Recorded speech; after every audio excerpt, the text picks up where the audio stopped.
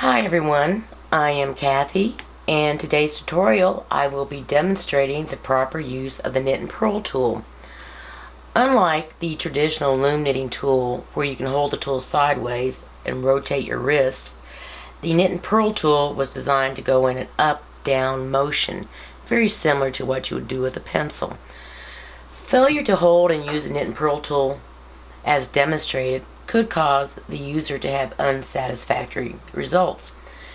As with all tools, it is best to use them as they were designed to be used. The up-down motion of the Knit and Purl tool also serves other purposes. One, it allows a user to work on the narrow end of a loom. Two, where using a traditional loom knitting tool for creating purl stitches, most people use their fingers for replacing the new stitch onto the peg once the previous stitch has been removed. And three, people who have problems with their hands or wrists, such as arthritis or carpal tunnel syndrome, have found that by changing how they move their wrists, this alleviates a lot of the stress they were getting from the sideways motion.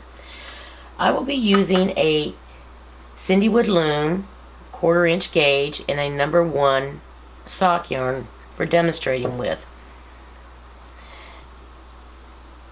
I will be placing the traditional hook between the existing stitch and the peg, rotating my wrist, and then removing the stitch from the peg and replacing it. Again,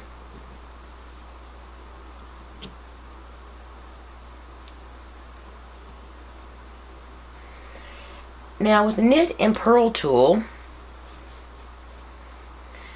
you would take your slightly straighter hook, which is known as a knit hook, and the more curved hook is known as a purl hook. You place it between the existing stitch and the peg, rotating the wrist, bringing the working yarn up under the purl hook, and then remove it from the peg. As you can see how easily that worked, and with less movement than you would by doing it with a traditional tool.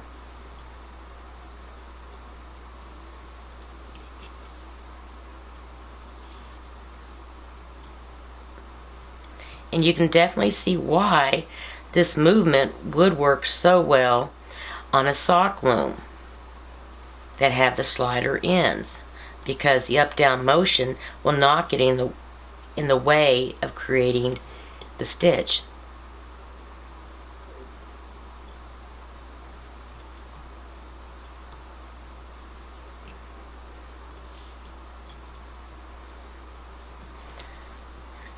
I hope my video has helped. If there are any questions, please leave them in the comments section below, and happy looming.